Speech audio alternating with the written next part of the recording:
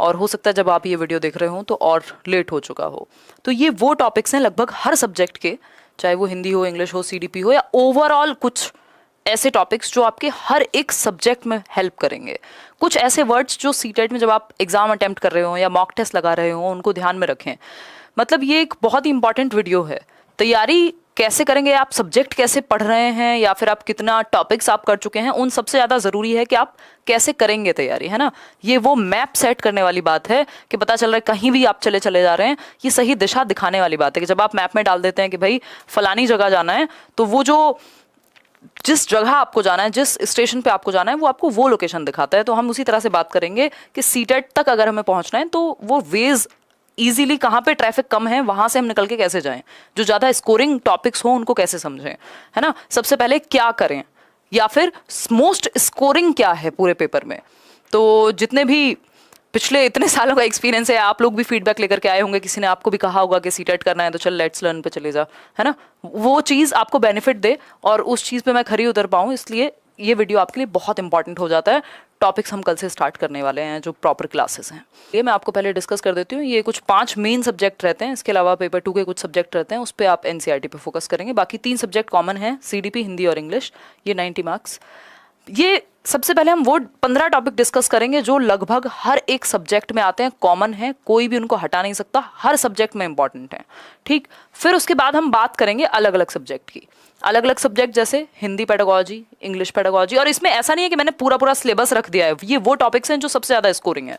हो सकता है टॉपिक में या आपके सिलेबस में हो सकता है 20 टॉपिक हो, मैंने 4 निकाले हैं, 8 टॉपिक हो, मैंने 4 निकाले हैं। मतलब कंपैरेटिवली कम टॉपिक्स बट काम के टॉपिक्स जो आपको स्कोर बहुत अच्छा कराएं। मैथ्स पेडागोजी हुआ, ईवीएस हुआ, है ना। इसके अलावा अगर हम बात करें तो ओवरऑल कुछ ऐसे वर्ड्स हैं जिन पे आपको फोकस करना चाहिए जब आप प्रीवियस ईयर सॉल्व कर रहे हो या फिर मॉक टेस्ट लगा रहे हो, क्योंकि अभी से ध्यान दोगे तो ज़्यादा बेहतर कर पाओगे, बजाय कि आप पेपर से 10 दिन पहले ये चीज़ अप्लाई करो। जनरली मैं हर साल 10 दिन पहले हम इस तरह की बातें करते थे, अभी और इसको थोड़ा सा मैंने कॉम्प्रिहेंसिव बनाया है। सीटेट की फिर कुछ प्लेलिस्ट हैं जो आपको लेट्स लर्न से देख लेनी चाहिए, उस पर सबसे बाद में आएंगे। सबसे इंपॉर्टेंट टॉपिक्स पे चलते हैं और कैसे कैसे आपको सॉल्व करनी है चीज़ें, उन पे चलते हैं, ठीक है। बात अगर हम बात करें सब्जेक्ट्स की तो 150 नंबर का पेपर है, 150 ही मिनट है। पेपर जो है पुराने ही पैटर्न पे है, सिलेबस वही है। 30 मार्क्स के ये 5 सब्जेक्ट आपको देखने को मिलेंगे। अगर आप पेपर 2 दे रहे हैं तो ये दोनों मिला करके मान लीजिए आपका एसएसटी और साइंस एंड मैथ्स हो जाएगा 60 मार्क्स में, बाकी सारे 30 मार्क्स के आपके हैं, ठीक। पहले इन 3 सब्जेक्ट की बात करते हैं, या सबसे पहले ऐसे टॉपिक्स की बात करते हैं जो पूरे 5 सब्जेक्ट या 4 सब्जेक्ट में महत्वपूर्ण है, ठीक। पहले इन्हीं की बात करेंगे। देखिए समझ लीजिएगा, हार्डवर्क और स्मार्ट वर्क दोनों करने हैं, ठीक। समझते हैं एक बार। मोस्ट इंपॉर्टेंट टॉपिक्स की अगर हम बात करें तो ये जो जितने भी टॉपिक आपके सामने लिखे हुए हैं, ये वो टॉपिक्स हैं जो पूरे सीटेट में ऑलमोस्ट इन एवरी सब्जेक्ट या ईच सब्जेक्ट, जो आपके 5 सब्जेक्ट हैं उनमें ओवरऑल इंपॉर्टेंस रखते हैं, ठीक। चाहे हम बात करें किसकी, डेवलपमेंट के कॉन्सेप्ट की। इवन मैथ्स पेडागोजी में भी जब आप आंसर कर रहे होंगे और आपको पता होगा कि बच्चा डेवलप कैसे होता है, विकास कैसे होता है बच्चे का, तो आप बेहतर आंसर लगा पाएंगे, बजाय कि आपको पता ही ना हो, आपने पेडागोजी ही ना पढ़ी हो। अगर आपने बाल विकास नहीं पढ़ा, आप सीटेट क्रैक नहीं कर पाएंगे, तुक्के में हो जाए बात अलग है, ठीक। क्योंकि लगभग हर सब्जेक्ट में 15 नंबर की पेडागोजी, और वो पेडागोजी इंस्पायर्ड है सीडीपी से, तो आप इनको सीडीपी के टॉपिक्स भी कह सकते हैं या फिर आप इनको ओवरऑल इंपॉर्टेंट टॉपिक सीटेट के हर सब्जेक्ट के कह सकते हैं। डेवलपमेंट लगभग हर सब्जेक्ट को प्रभावित करता है। इसके अलावा अगर मैं बात करूं तो प्याजे, वाइगॉस्की, कोहलबर्ग, आपको मैथ्स में भी प्याजे के क्वेश्चन देखने को मिल जाएंगे, लैंग्वेज में भी प्याजे के, वाइगॉस्की के क्वेश्चन देखने को मिल जाएंगे। कोहलबर्ग चलो मान लेती हूँ सिर्फ सीडीपी में आता है, लेकिन ये अपने आप में तीनों मिलके 4 नंबर सीडीपी के और कम से कम भी 2-2 नंबर अदर सब्जेक्ट्स में देखने को मिलते हैं। प्याजे वाइगॉस्की का जो लैंग्वेज वाला कॉन्सेप्ट है, ईगो सेंट्रिज्म या फिर अहम केंद्रित वाक, प्राइवेट स्पीच, वो आपसे भरपूर रूप से पूछा जाता है ना। चाहे वो हिंदी पेडागोजी हो, इंग्लिश पेडागोजी हो, प्याजे का जो कॉन्क्रीट ऑपरेशनल स्टेज का क्वेश्चन रहता है कि लॉजिक कब आता है बच्चे में, वो मैथ्स पेडागोजी में भी पूछा जाता है। तो ये चीजें हमें ध्यान में रखनी है कि इनको हम इतने अच्छे से कर लें कि दिक्कत हमें ना हो कल को, ठीक है जी बात। इसके अलावा अगर मैं बात करूं तो एक टॉपिक है सीसीई का। इन तीनों को आप वीडियो में मैंने डिस्कशन किया हुआ है यहीं लेट्स लर्न पे, वहीं देख सकते हैं, ठीक। सीसीई यानी कॉन्टिन्यूअस एंड कॉम्प्रिहेंसिव इवैल्यूएशन, सतत एवं व्यापक मूल्यांकन। कोई ऐसा 5 सब्जेक्ट में से एक सब्जेक्ट बता दीजिए जिसमें सीसीई से क्वेश्चन ना आता हो। मतलब हर एक सब्जेक्ट में सतत एवं व्यापक मूल्यांकन से क्वेश्चन आएगा, सीसीई से क्वेश्चन आएगा, है ना। असेसमेंट क्या होता है, इवैल्यूएशन क्या होता है, पोर्टफोलियो क्या है ना। इसके अलावा ये आपका जो भी एनेक्डोटल रिकॉर्ड्स हैं, दुनिया भर की चीजें, तो सीसीई में बहुत सारी चीजें आती हैं। क्वेश्चन निश्चित रूप से आएगा और हर सब्जेक्ट में आएगा।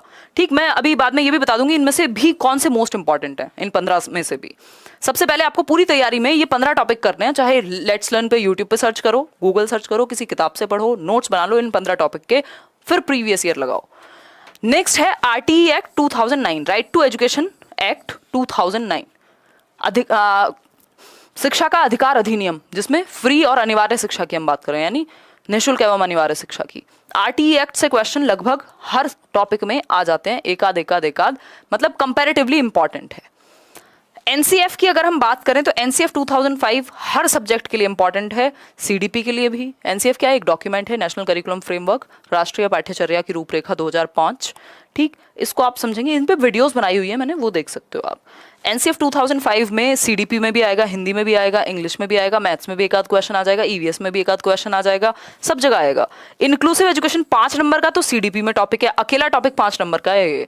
ठीक, यानी समावेशी शिक्षा जो है वो 5 मार्क्स की वेटेज रखता है आपके एग्जाम में। समावेशी शिक्षा है क्या? आपको सबको इंक्लूड करके रखना है, सारी डिसेबिलिटीज इसमें आ जाती हैं, जो भी अक्षमताएं हैं, क्या नजरिया आपका रहना चाहिए बच्चे के प्रति, ओवरऑल आपके हर एक टॉपिक को ये टच करता है कहीं ना कहीं। तो इंक्लूसिव एजुकेशन 5 नंबर तो सीडीपी में दिलाएगा आपको, इसके अलावा 5 से 7 नंबर, इवन 10 नंबर तक बाकी सब्जेक्ट में दिला देगा, क्योंकि कोई भी ऐसा सब्जेक्ट नहीं है जहां पे समावेशी शिक्षा की बात ना होती हो, सभी तरह के बच्चों को इंक्लूड करने की बात ना होती हो। ठीक है, ऐसे लाइक शेयर करते रहना खुशी खुशी। मैं भी थोड़ा सीरियस दिख रही हूँ, ये नंबर देख के मेरे को याद आया, है ना, 10,569 लोग हैं हम अभी, पूरे इतने के इतने लाइक, और ये टॉपिक को अप्लाई करना है। अगर लाइक नहीं भी करना तो इनको अप्लाई कर लेना, पेपर क्लियर हो जाएगा, लाइक से बड़ी बात है वो। ठीक, नेक्स्ट है ब्लूम्स टैक्सोनॉमी, ब्लूम का वर्गीकरण, ये भी इंपॉर्टेंट है। बहुत ज्यादा नहीं कहेंगे, बट आपको पता होगा तो डायरेक्टली कुछ क्वेश्चन और इनडायरेक्टली भी क्वेश्चंस इससे बनते हैं। ठीक, नेक्स्ट है language and thought, language and thought यानी भाषा एवं विचार, ये आपके हिंदी, इंग्लिश, सीडीपी, इन 3 में बहुत महत्व डालेगा। इसके अलावा एक एक क्वेश्चन इनडायरेक्टली आपको भाषा के ऊपर मैथ्स और ईवीएस में भी देखने को मिलेगा। जेंडर अपने आप में हर एक सब्जेक्ट में आजकल देने लग गए हैं। जेंडर स्टीरियोटाइपिंग यानी लिंग रूढ़िबद्धता क्या होती है ना, लिंग जेंडर बायस क्या है, जेंडर इक्विटी क्या है, इस तरह की चीजें, तो जेंडर भी इंपॉर्टेंट हो जाता है, कम से कम 3 से 4 नंबर में अकेला है। मोटिवेशन अगेन एक नंबर में मिनिमम सीडीपी में, और बाकी सब्जेक्ट में भी एक आध नंबर में आपको देखने को मिलेगा। हो सकता है तो टोटल सब्जेक्ट मिलाकर के 3 से 4 नंबर बन जाएं। और मोटिवेशन आसान टॉपिक है ना। लैंग्वेज एक्विजिशन एंड लर्निंग, ये language learning and acquisition Hindi pedagogy, English pedagogy, CDP तीनों जगह आएगा, मतलब 5 नंबर बन गए, क्योंकि एक एक क्वेश्चन तो मिनिमम आएगा, और हो सकता है कई बार 2 क्वेश्चन भी आ जाए, तो बहुत इंपॉर्टेंट है, अभी स्टार मार्क कर लेना इस पे। तो फिर इसके अलावा अगर मैं बात करूं लैंग्वेज स्किल्स, अगेन इस पे भी स्टार मार्क करके रखो, क्योंकि हिंदी पेडागोजी, भाषाई कौशल बोलते हैं इनको। एक बार अगर आपने, ये दोनों ऐसे टॉपिक हैं, लैंग्वेज के जितने भी टॉपिक हैं ऐसे टॉपिक हैं जो आपने एक सब्जेक्ट में पढ़ लिए, चाहे हिंदी लैंग्वेज हो, चाहे इंग्लिश लैंग्वेज हो, चाहे अदर लैंग्वेजेस हो, आप सेम कॉन्सेप्ट अप्लाई कर सकते हैं। तो आपकी एक बार में ही तैयारी हो जाती है, आपका बाल विकास भी तैयार हो गया लैंग्वेज स्किल्स के लिए, आपका हिंदी भी और इंग्लिश भी। तो ऐसे टॉपिक करो ना जो बिल्कुल आपको स्कोर दिलाएं। डायग्नोस्टिक एंड रेमेडियल टीचिंग, आप पूरा सिलेबस उठा के देखिए सीटेट का, आपको हर एक सब्जेक्ट में, 5 के 5 सब्जेक्ट में या 4 के 4 सब्जेक्ट में, पेपर 2 की बात करूं, डायग्नोस्टिक एंड रेमेडियल टीचिंग मिल जाएगा, मैथ्स में भी, हिंदी में भी, इंग्लिश में भी, सीडीपी में भी, और ईवीएस जो आपका एक और सब्जेक्ट जो भी बचता है। ठीक है, हिंदी, इंग्लिश, मैथ्स, सीडीपी और ईवीएस, यही 5 सब्जेक्ट, एसएसटी में भी for that matter, science and maths में भी फॉर दैट मैटर। अगर हम बात करें किसकी, डायग्नोस्टिक एंड रेमेडियल टीचिंग की, डायग्नोस्टिक क्या होता क्या है बेसिकली, अभी इस पे भी बात करेंगे। होता ये है कि बच्चे को समस्या कहाँ आ रही है, उसको पहचानेंगे कैसे, ये होता है डायग्नोज करना, और उसकी रेमेडी कैसे करेंगे, उसका सॉल्यूशन कैसे करेंगे, दोबारा एक्स्ट्रा क्लास लेके करेंगे, किसी नए ढंग से पढ़ाएंगे, कैसे बीच में जो भी एरर है, कमी है, गैप है, उसको फिल कैसे करेंगे, ये इतनी सी कहानी है इस टॉपिक की, और हर सब्जेक्ट में देखने को मिलेगा। ठीक, फिर है टीएलएम, ये भी 5 के 5 सब्जेक्ट में, टीचिंग लर्निंग मटेरियल, भाई पढ़ाने की बात हो रही है ना, आप टीचर्स बनने जा रहे हैं, तो शिक्षण सहायक सामग्रियां क्या हैं ये तो आपको पता होनी चाहिए, और अपने अपने हर सब्जेक्ट की पता होनी चाहिए, क्योंकि अगर आप प्राइमरी में जा रहे हैं तो आप मैथ्स भी पढ़ाएंगे, ईवीएस भी पढ़ाएंगे, हिंदी भी पढ़ाएंगे, इंग्लिश भी पढ़ाएंगे, तो सबकी सामग्री का आपको पता होना चाहिए कि कौन से टीचिंग मटेरियल आप लेकर के जाएंगे। चार्ट के बारे में आजकल तो दुनिया भर के आपके जो इलेक्ट्रॉनिक माध्यम है वो भी हैं, कुछ होती है ऑडियो आपकी, कुछ होती है सिर्फ वीडियो वाली, कुछ होती है आपकी ऑडियो विजुअल एड्स, मतलब दृश्य श्रव्य सामग्री बोलते हैं। ये 3 मेन प्रकार हैं। तो हर सब्जेक्ट के अकॉर्डिंग थोड़ा सा ढल जाओ कि किसमें क्या होगा। ईवीएस है तो एक्टिविटी सेंटर्ड ज्यादा होगा, है ना, ये सारी चीजें हैं। मैथ्स है तो आप कोशिश करो एक्टिविटी की तरफ लेके जाओ, इस तरह के इंस्ट्रूमेंट्स यूज करो। फिर है इंटीग्रेटेड सब्जेक्ट टीचिंग। इंटीग्रेटेड या मल्टी डिसिप्लिनरी या एकीकृत शिक्षण कहते हैं इसको, एक सब्जेक्ट से दूसरा सब्जेक्ट जोड़ करके पढ़ाना, ये भी इंपॉर्टेंट है ना। तो ये जो 15 टॉपिक मैंने अभी तक डिस्कस किए हैं, ये आपके पूरे पेपर में ओवरऑल इन एवरी सब्जेक्ट आपको ये हेल्प करेंगे। ओवरऑल जितने भी सीटेट के सब्जेक्ट हैं हर एक सब्जेक्ट के लिए इंपॉर्टेंट है। इनमें से भी अगर हम स्टार मार्क करें, मोस्ट इंपॉर्टेंट मार्क करें, तो फटाफट से निकाल लेते हैं भाई, जिनको हम स्टार मार्क कर सकते हैं। ये सीडीपी के तो टॉपिक हैं ही, सीडीपी में सिलेबस में 22 टॉपिक के आसपास हैं, जिसमें से ये 15 इंपॉर्टेंट है। अब ये 15 इसलिए डालें क्योंकि ये हर एक टॉपिक में इंपॉर्टेंट है। अब इसको भी क्या कर लेते हैं, ओवरऑल पूरे पेपर के लिए महत्वपूर्ण है ये। इन टॉपिक्स को सबसे पहले करो, तैयारी शुरू करने से भी पहले ये शुरू करो पहले, ठीक है। अगर प्रीवियस ईयर भी बाद में देखना है तो देखो, लेकिन ये सबसे पहले करो। अब इसमें से स्टार मार्क करने की अगर मैं बात करूं, ये टॉपिक आपका most important, development important, CCE important, चलो आरटी को हटा देते हैं, 1-2 क्वेश्चन आते हैं। NCF important, inclusive education most important, ठीक। Language and thought again important, ये वैसे इसी से जुड़ा हुआ है। ये जो लैंग्वेज एंड थॉट है ना, ये लैंग्वेज स्किल्स और ये लैंग्वेज लर्निंग, ये तीनों टॉपिक एक ही मान के चलो आप, इन तीनों को एक ही टॉपिक मान के चलो, क्योंकि जब आप ये पढ़ोगे कि भाषा क्या होती है, एक्वायर कैसे करते हैं और इसकी स्किल्स कौन सी होती हैं, सुनना, बोलना, पढ़ना, लिखना, यही 4 स्किल्स हैं, LSRW बोलते हैं, लिसनिंग, स्पीकिंग, रीडिंग और राइटिंग, ठीक। तो ये 1, 2, 3, 4, 5, 6, इन तीनों को मिला दूं तो 6 टॉपिक हो गए। जेंडर इंपॉर्टेंट है 2-3 नंबर में, 7वां टॉपिक मान लेना इसको, ठीक। ये तो भाई दोनों ही इंपॉर्टेंट है। तो अगर मैं कहूं 1, 2, 3, 4, 5, 6, 7 और 8, 9 टॉपिक्स हो गए। इनको और काट दिया जाए अगर, हालांकि ये इनमें से हटाने के लिए बचा नहीं है कुछ, ये ऑलरेडी बहुत इंपॉर्टेंट थे, तभी मैंने यहाँ पे लिखा है सभी सब्जेक्ट्स को देखते हुए। लेकिन इनमें से भी अगर हम छांटे हैं तो 9 टॉपिक्स बनते हैं आपके। इन तीनों को मैंने एक ही कैटेगरी में डाल दिया है। तो ये 9 टॉपिक्स अगर आप कर लेते हैं तो मुझे लगता है कि आपका एग्जाम क्लियर होने से कोई नहीं रोक सकता। इन 9 टॉपिक्स प्लस प्रीवियस ईयर, इसका मतलब ये नहीं है सिर्फ आपने ये रट लिया, समझना पड़ेगा कॉन्टेक्स्ट के अकॉर्डिंग, संदर्भ के अकॉर्डिंग, और साथ में प्रीवियस ईयर भरपूर लगाने पड़ेंगे, या फिर क्लासेस अटेंड कर लो, एक बार नोट्स बना लो इन सब के, या पीडीएफ डाउनलोड कर लो, मैंने कहीं ना कहीं शेयर की होगी, या फिर वीडियोस देख लो प्रीवियस। अगर ये 9-10 टॉपिक या ये 15 टॉपिक कॉम्प्रिहेंसिवली तैयार कर लेते हो विद प्रीवियस ईयर, नहीं रुकेगा पेपर। लेकिन सिर्फ रुकने की बात नहीं है ना, हमें थोड़ा सा स्कोर भी अच्छा करना है, क्योंकि अगर आप सीटेट में हार्डवर्क कर लेंगे, लाइफ में मैंने जो ऑब्जर्व किया है, अगर लाइफ में कभी भी कुछ बड़ा या अच्छा करना हो, जो आप सच में चाहते हो, उसके लिए पहले एक बार हार्डवर्क कर लेना चाहिए। स्मार्ट वर्क भी करना आ जाता है टाइम के साथ। तो स्मार्ट वर्क सीखने के लिए हार्डवर्क की जरूरत होती है। वो सीटेट में अगर आपने कर लिया तो आगे एग्जाम में हेल्प मिलेगी, चाहे आप केंद्रीय विद्यालय का एग्जाम दें, चाहे D2SB का एग्जाम दें, कल को आपको स्मार्ट वर्क भी समझ में आने लगेगा। यहाँ थोड़ा सा हार्डवर्क कर लीजिए, ठीक। तो अगर हम बात करें तो ये 9 टॉपिक तो करने ही करने हैं, ये सीडीपी प्लस ओवरऑल सभी सब्जेक्ट के लिए इंपॉर्टेंट टॉपिक्स हैं, ठीक है। ये एनसीएफ है, जैसे एनसीएफ की गाइडलाइंस हैं 5, उन्हीं से पेपर में क्वेश्चन आता है हर सब्जेक्ट में 5। ये जो गाइडलाइन है इनको घोल के पी जाओ, बिल्कुल 5 हैं ये, और इन्हीं के अराउंड क्वेश्चन घूमते हैं। ज्यादातर एनसीएफ के क्वेश्चन इन्हीं 5 गाइडलाइंस के अराउंड आते हैं। बाकी एनसीएफ पे मैंने वीडियो बनाई हुई है, एक बार सर्च करके देख लो, NCF by Himanshi Singh. Hindi pedagogy की बात करते हैं, देखो पैसेज तो आप 5 पैसेज, मतलब 5 साल के 10 पैसेज हिंदी में भी और इंग्लिश में भी सॉल्व करके देखो प्रीवियस ईयर के, वहां से प्रैक्टिस होगी और आपके नंबर बचेंगे, मतलब टाइम बचेगा पेपर में। पैसेज कभी रिपीट नहीं होता, लेकिन प्रैक्टिस आपको प्रीवियस ईयर से करनी है, क्योंकि पैटर्न वैसा ही रहेगा। ऐसा मत करना कि एसएससी के पैसेज प्रैक्टिस करने लग गए और पेपर देना था सीटेट का, ठीक है जी। नेक्स्ट है आपका हिंदी पेडागोजी। हिंदी पेडागोजी क्या है? हिंदी पेडागोजी में वैसे 10 के आसपास टॉपिक है, 8 या 10 टॉपिक हैं, जिसमें से ये मैंने 3 से 4 टॉपिक आपके निकाले हैं, और ये पहले से कवर्ड हैं। जो टॉपिक मैंने अभी आपके साथ डिस्कस किए थे वो मैंने पहले ये इनको इंक्लूड कर दिया था, और इसके अलावा कोई और टॉपिक बचता भी नहीं है हिंदी पेडागोजी में, ठीक। भाषा अधिगम एवं अधिग्रहण। भाई अधिगम क्या होता है? जो आप प्रॉपर सीखते हैं एफर्ट और प्रैक्टिस करके, जैसे कि आप लैंग्वेज स्कूल में जाके सीखते हैं, वो अधिगम है। अधिग्रहण क्या है? जो आपने घर में एक्वायर कर लिया। इतने सिंपल तो टॉपिक है, खेलते कूदते आप कर लोगे इनको, सिर्फ वीडियो भी देख लोगे तो कर लोगे। हिंदी की पूरी प्लेलिस्ट बनाई हुई है, अभी आगे भी कराने वाली हूँ, ठीक। भाषाई कौशल यानी लैंग्वेज स्किल्स, सूबो पाली से याद कराया हुआ है, सुनना, बोलना, पढ़ना और लिखना। इसको इंग्लिश में LSRW कहते हैं। अब ये आपको इंग्लिश पेडागोजी में भी हेल्प करेगा, CDP में भी हेल्प करेगा, हिंदी में भी हेल्प करेगा। मतलब इससे ज्यादा विन विन सिचुएशन किसी और पेपर में हो नहीं सकती कि इतने कॉमन टॉपिक्स, है ना।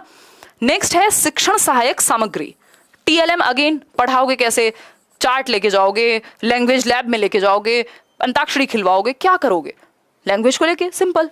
उनका प्रोनाउंसिएशन जो उच्चारण होता है वो त्रुटियां करते हैं उस तरह की, तो उसको कैसे करेंगे। विविध कक्षा में भाषा, ये लैंग्वेज के लिए, दोनों लैंग्वेज के लिए, इवन सभी लैंग्वेजेस के लिए इंपॉर्टेंट है कि डाइवर्स क्लास में लैंग्वेज कैसे सिखाओगे। डाइवर्स का मतलब क्या है, मल्टीलिंगुअल क्लास, बहुभाषी कक्षा, बिल्कुल इतना महत्वपूर्ण टॉपिक है लैंग्वेज के लिए जिसकी हद नहीं है।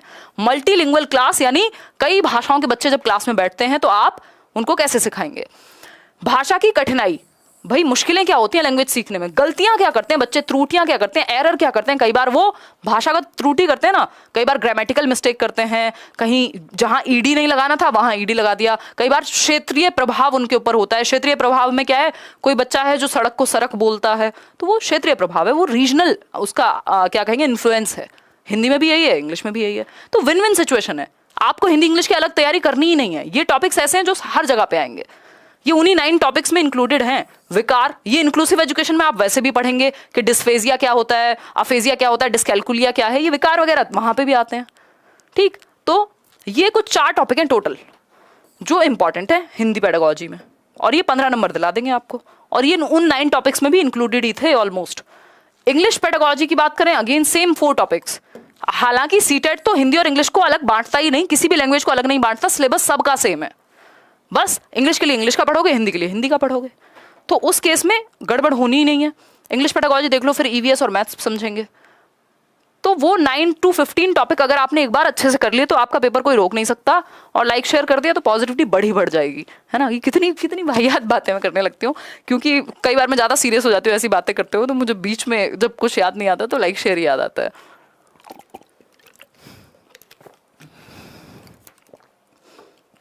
इतनी बात क्लियर है, आगे बढ़े। इंग्लिश पेडागोजी अगेन वही 4 टॉपिक्स हैं। लैंग्वेज लर्निंग और एक्विजिशन में डिफरेंस क्या है, जो मैंने अभी आपको बताया। लर्निंग वो होती है जो आप स्कूल में जाके सीखते हैं, और एक्विजिशन वो है जो आप घर में एक्वायर कर लेते हैं अपने आसपास से, ठीक। लैंग्वेज स्किल्स, अगर आप भारत में पैदा हुए हैं तो आपने इंग्लिश को लर्न किया होगा, अगर आप US में पैदा होते तो आपने एक्वायर कर ली होती। जैसे हमने हिंदी एक्वायर किया, अधिग्रहण किया है, और अधिगम किया है किसका, इंग्लिश का, जनरल तौर पे। लैंग्वेज स्किल्स अगेन वही हैं, 4 स्किल्स हैं, उन्हीं को कैसे यूज करेंगे सीखेंगे। LSRW, लिसनिंग, स्पीकिंग, रीडिंग और writing. Teaching learning materials again वही 3 प्रकार के तो होते ही हैं, ऑडियो विजुअल और ऑडियो विजुअल, श्रवण दृश्य और दृश्य श्रवण सामग्री। इनमें 3 प्रकार हैं, किसी में कुछ है, किसी में कुछ है, वही मेन चीजें। Language in diverse classroom, multilingual classroom में आप कैसे पढ़ाएंगे, सभी बच्चों का ध्यान रखना है और बच्चे की मदर टंग पे फोकस करना है, ये चीज आपको पता होनी चाहिए, ठीक। मदर टंग पे हमेशा फोकस करना है। अभी मैं कुछ वर्ड्स भी बताऊंगी जो इंपॉर्टेंट हैं। लैंग्वेज पढ़ते समय डिफिकल्टी क्या होती है, डिसऑर्डर्स क्या हैं, यही सारी चीजें। मैथ्स पेडागोजी की अगर मैं बात करूं तो ये 3-4 टॉपिक हैं जो हम पहले ही कवर कर चुके हैं। पहले कैसे कवर कर चुके हैं, एक तो ये नेचर ऑफ मैथमेटिक्स, तो चलो मैं मानती हूं कि ये नया टॉपिक हो जाएगा। इसके अलावा TLMs हम कर चुके हैं, बट मैथ्स के लिए अलग से TLM पढ़ लेना थोड़ा बेहतर तरीके से, जिसमें अबेकस क्या है, या फिर जो आपका इसमें कई सारे टूल्स आते हैं, अभी एग्जैक्टली मैं रिकॉल नहीं कर पा रही हूँ, तो वो आपको पढ़ने हैं मैथ्स के TLM। इसके लिए एक टैप इनटू टीन माइंड्स, अगर आई थिंक टैप इन है, टैप इन टू है, टीन माइंड्स, मैंने ये वेबसाइट में शेयर कर दूंगी। अनुराग, जिनके लास्ट टाइम 143 आए थे, आप लोग कहेंगे कि मतलब बार बार मैं रिपीट करती रहती हूँ, बट उन्होंने कई सारी वेबसाइट मैथ्स के लिए बताई थी जो आप टीचिंग लर्निंग मटेरियल के लिए यूज़ कर सकते हैं। बाकी मैं भी करा दूंगी, ऐसी कोई दिक्कत नहीं है। तो ये वेबसाइट आप टीचिंग लर्निंग मटेरियल TLM के लिए पढ़ सकते हैं, या कोई भी बुक अगर आपने ली हो, चाहे वो मैकडॉ-हिल हो या कोई भी जिसमें दिया हुआ हो, या प्रीवियस वीडियो से देख सकते हो। Evaluation through formal and informal methods, evaluation again ये CCE का ही हिस्सा है कि आप इवेल्युएट कैसे करोगे बच्चे को, मूल्यांकन कैसे करोगे। Again diagnostic and remedial teaching, ये अगेन अपने आप में अलग टॉपिक नहीं है, CCE के अंदर ही एक टॉपिक है, ठीक है। तो 8 टॉपिक हो गए, एक और कम हो गया एक तरह से। तो क्या आप डिफिकल्टी कैसे डायग्नोस करोगे और उसका सॉल्यूशन कैसे निकालोगे। मैथ्स पेडागोजी की बात हो गई, अब EVS की बात करते हैं। और इसके जो मैथ्स के 15 नंबर हैं वो आपको प्रीवियस ईयर से सॉल्व करने हैं, या कोई भी टीचर मिल जाए, या फिर आपको सिलेबस के अकॉर्डिंग एनसीईआरटी वगैरह पढ़ के वो बेसिक क्वेश्चंस आते हैं। ईवीएस की अगर हम बात करें तो ये 6 थीम्स हैं जिनसे कई क्वेश्चन बनते हैं। थीम बेस्ड करिकुलम है।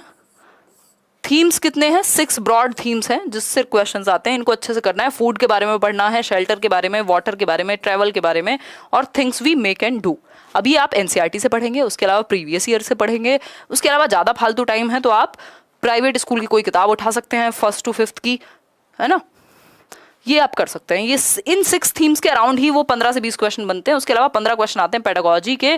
तो पेडागोजी में आपको ध्यान रखना है, वैसे आप एनसीईआरटी अगर पढ़ लेंगे तो पेडागोजी अपने आप स्ट्रांग हो जाएगी ईवीएस में, कि एक्टिविटीज क्या कराएंगे बच्चे को, एक्सपेरिमेंट ज़्यादा से ज़्यादा कराना है, क्योंकि ईवीएस वो सब्जेक्ट है छोटे बच्चों के लिए जिसमें साइंस भी इंक्लूडेड है, जिसमें सोशल स्टडीज भी इंक्लूडेड है, और जिसमें एनवायरनमेंट भी इंक्लूडेड है। तो एक्टिविटी सेंटर्ड ज़्यादा होना चाहिए, डिस्कशंस ज़्यादा होने चाहिए, जो परिचर्चा जिसको बोलते हैं, ग्रुप डिस्कशन, प्रैक्टिकल वर्क ज़्यादा होना चाहिए। सिग्निफिकेंस क्या है ईवीएस की, ये आपको बताना है। इंटीग्रेटेड ईवीएस, अगेन वही बात, साइंस, सोशल साइंस और एनवायरनमेंट, ये तीनों सब्जेक्ट एक ही में इंक्लूडेड हैं। एनवायरमेंटल स्टडीज और एनवायरमेंटल एजुकेशन क्या है, या एनवायरमेंटल ईवीएस की फुल फॉर्म क्या है? तो ईवीएस की फुल फॉर्म एनवायरमेंटल साइंसेज ना होकर के एनवायरमेंटल स्टडीज है, जिस लेवल पे हम बात कर रहे हैं सीटेट में उसमें। तो ये बेसिक चीजें जो 4-5 टॉपिक हैं आपको पता होने चाहिए, चाहे आप अपनी डीएलएड की किताबों से पढ़ें, बीएड की किताबों से पढ़ें, चाहे ये टॉपिक्स हैं जो आपको दुनिया के जिस कोने से मिले पढ़ लो, चाहे वो यूट्यूब पे सर्च करके पढ़ो, गूगल सर्च करो, कुछ और करो, बट नोट्स अपने बना लेना, क्योंकि आपने 36 सोर्स तो इकट्ठे कर लिए और आपके दिमाग में रिवीजन के लिए टाइम नहीं है तो कोई पॉइंट नहीं बचेगा। ठीक है जी, तो ये बात हुई ईवीएस की। अब कुछ वर्ड्स ऐसे हैं जिन पे आपको ध्यान रखना है जब आप पेपर सॉल्व कर रहे हो, मॉक टेस्ट लगा रहे हो, या सीटेट में पढ़ रहे हो चीजों को। जैसे एक्सेप्ट और नॉट का ध्यान रखना है। कई बार पेपर में, और ये आजकल स्पेशली होने लग गया, पहले उतना नहीं होता था, एक्सेप्ट और नॉट लिखा हुआ होता है कहीं कहीं कि एक्सेप्ट दिस, या फिर if this is not right, तो वो नॉट भूल जाते हैं हम। कई बार वो चुपके से लगा देता है नॉट या एक्सेप्ट, और हम भूल जाते हैं। ये नॉट और एक्सेप्ट देख के ऐसे कान खड़े करने 3 इडियट वाले, और ध्यान से आंसर सॉल्व करना है। क्वेश्चन सॉल्व करना आसान होता है, बट ये क्वेश्चन जो है पढ़ने में गड़बड़ हो जाती है। तो क्वेश्चन पढ़ के समझना सीखिए, आपका आधा काम वहीं सॉल्व हो जाएगा। कई बार हम सारे टॉपिक कर लेते हैं फिर भी पेपर क्लियर नहीं हो रहा, क्योंकि हम क्वेश्चन पढ़ के समझ नहीं पा रहे कॉन्टेक्स्ट के अकॉर्डिंग। तो वो भाषा समझना बहुत जरूरी है क्वेश्चन की, और उसमें सबसे ज्यादा हेल्प करेंगी, मतलब ये तो मैं बिल्कुल एकदम सही तरीके से कह सकती हूँ कि अगर आपने मेरे वीडियोस देखे, आपको लैंग्वेज समझने में बहुत आसानी हो जाएगी क्वेश्चन की, कि वो कहना क्या चाहता है। स्पेशली लास्ट ईयर की सीटेट एक्सपर्ट सीरीज भी, या बाकी ईवीएस वगैरह की सीरीज भी, और जो हम करने वाले हैं वो भी। एक्टिविटी, इंक्वायरी, इंटरेक्शन, इसमें बच्चों को प्रमोट करना है आपको। मतलब ये पॉजिटिव चीज है कि आप बच्चे को एक्टिविटी करने दे रहे हैं, इंक्वायरी करने दे रहे हैं। वो ऑप्शन जो एक्टिविटी का मौका दे, जो इंटरेक्शन का मौका दे, अन्योन्य क्रिया का, एक्टिविटी का मौका दे, वो बेस्ट ऑप्शन है। कोऑपरेशन, असिस्ट और कोलैबोरेशन, अगेन बच्चे के सहयोग को बढ़ावा देना है आपको। तो जो ऑप्शंस कोऑपरेशन की बात करें उस तरफ आपको लेके जाना है आंसर को। फिर है नो कंफर्ट टू टीचर, कभी भी ऐसा नहीं करना कि कोई काम है मान लो, तो वो इसलिए नहीं कर रहे क्योंकि टीचर को आराम मिलेगा, एक ऑप्शन ये है, तो ये ऑप्शन तो कभी सपने में भी चूज नहीं करना जब तक नॉट ना लिखा हो। ऑल ऑफ द अबव के चांसेस बढ़ जाते हैं कई बार, ये तो मतलब यूनिवर्सली क्या कहें, प्रूवन है कि नन ऑफ द अबव के चांसेस कम होते हैं comparatively all of the above के। ऑल ऑफ द अबव तब तक आप, मतलब नन ऑफ द अबव तब तक चूज मत कीजिए जब तक श्योर ना हो, और ऑल ऑफ द अबव में जब तक तीनों में मान लो 3 ऑप्शन है ऊपर के, अगर 2 भी में भी डाउट है, या एक में भी अगर डाउट है, तो आप ऑल ऑफ द अबव के साथ जा सकते हैं। हालांकि ये पेपर टाइम पे ज्यादा काम आएगा जब तक आप काफी तैयारी कर चुके होंगे। None of the above again ध्यान रखना है, ये तो बहुत कम चांसेस होते हैं, जब तक आपको श्योर ना हो तब तक आप ये लगाए ना। मैचिंग और अजर्शन, ये नया टाइप इस बार आया है। मैचिंग के क्वेश्चंस तो चलो इन्होंने पिछले 1-2 साल से देने शुरू कर दिए थे, केवीएस भी देता था कि मैच करो, 3 इधर स्टेटमेंट दे दिए होंगे, 3 इधर दिए होंगे, फिर मैच करो, उसके नीचे जाके आपको आंसर करना है। कई बार तो कई लोग ऊपर ही देख के आंसर कर देते हैं। दूसरा, ये अजर्शन वाले क्वेश्चंस आजकल आने लगे हैं, जो इन्होंने मॉक टेस्ट में भी ऐड किया है कि एक स्टेटमेंट 1 है, एक 2 है, एक 3 है। अब देखो ओनली 1 सही है, सिर्फ दूसरा सही है, या ए और बी दोनों सही हैं। इस तरह के क्वेश्चंस भी आजकल आने लगे हैं। तो ये आपको पढ़ के, और कॉन्सेप्ट्स अगर अच्छे से क्लियर किए होंगे आपने, टॉपिक अगर आपका क्लियर है, तो दिक्कत इसमें नहीं आएगी। तो इस पे भी इस बार ध्यान रखना है।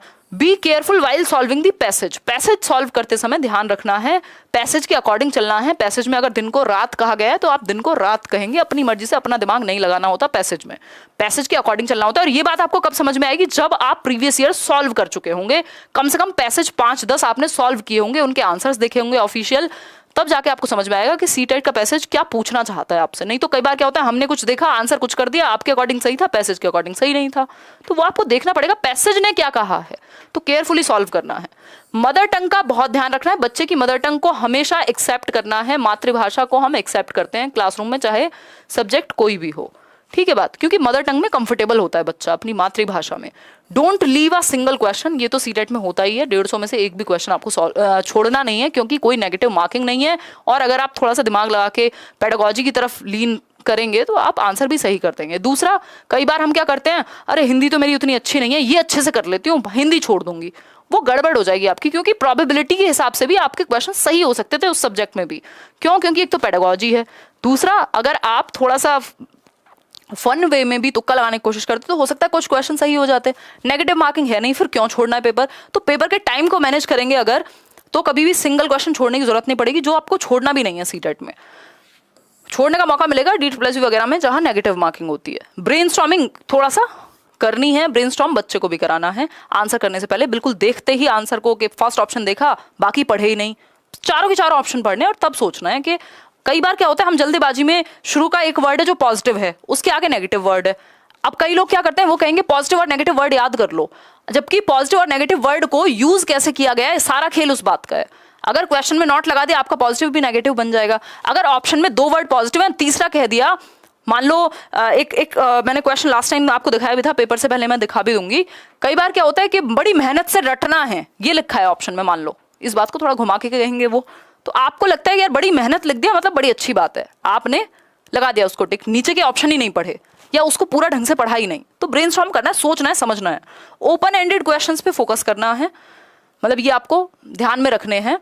जैसे ये ऐसा वर्ड है, ब्रेनस्टॉर्मिंग अपने आप में एक पॉजिटिव वर्ड था और आपको ब्रेनस्टॉर्म करना भी आंसर करने से पहले।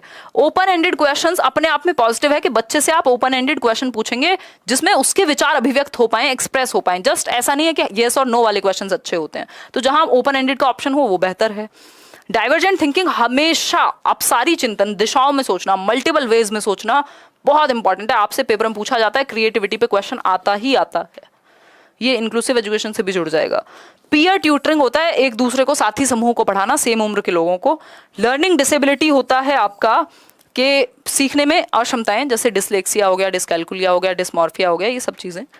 Real expression of a child, इन चीज़ों पे ध्यान रखना है और डिसेबिलिटी वाले बच्चे को एक्सेप्ट करना है। बच्चे के रियल एक्सप्रेशन, जो वो सच में बताना चाहता है, उसकी भाषा से ज़्यादा इंपॉर्टेंट है उसका एक्सप्रेशन।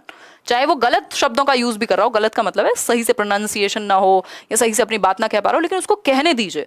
तो जब एक्सप्रेशन की बात आए ऑप्शन में, तो आप बच्चे को एक्सप्रेस करने का मौका जहाँ मिल रहा है, जहाँ बच्चा सबसे ज़्यादा एक्टिव है, वो ऑप्शन बेस्ट है अगर आपसे सही तरीके से पूछा है तो। रोट, मेमोराइज और क्रैम, ये सबसे बड़ा एक नेगेटिव वर्ड अगर कोई है पूरे पेपर में तो वो है रोट मेमोराइजेशन, रटना, या ये क्रैम करना, मेमोराइज करना, रोट मेमोराइजेशन, ये सब नेगेटिव वर्ड्स हैं। ठीक, अब नेगेटिव वर्ड्स तो नेगेटिव ही रहेंगे, ठीक, जब तक आपसे नॉट ना पूछा हो या कुछ भी इस तरह का। ये सारी चीजें जो अगर आप ध्यान में रखेंगे, ये वीडियो आप दोबारा जरूर देख लीजिएगा। मैं जनरली कम बोलती हूँ ये बात, दोबारा एटलीस्ट, वैसे तो अगर कुछ भी समझने की चीज़ है तो आपको मल्टीपल टाइम्स देख के उसमें से नोट करके और ध्यान देना चाहिए, क्योंकि हार्डवर्क करके आपको स्मार्ट वर्क समझ में आता है। स्मार्ट वर्क ऐसे ही नहीं आ जाता यूं ही, थोड़ा हार्डवर्क अगर आपने किसी डायरेक्शन में किया होता है तब आपको स्मार्ट वर्क समझ में आता है। ठीक, अगर हम बात करें तो ये सारी ये जो भी वीडियो है इसको एटलीस्ट 2 बार देख के इसमें से नोट्स बना के और इस चीज़ को अप्लाई कीजिएगा। पेपर आज के लिए नहीं, आगे के लिए भी आपकी तैयारी अच्छी हो जाएगी। ठीक, सिर्फ कोई और डाउट हो कमेंट्स में पूछ लीजिएगा। आज के लिए इतना ही। सेशन पसंद आया हो तो लाइक शेयर सब्सक्राइब आप कर लीजिएगा ताकि नोटिफिकेशन आप तक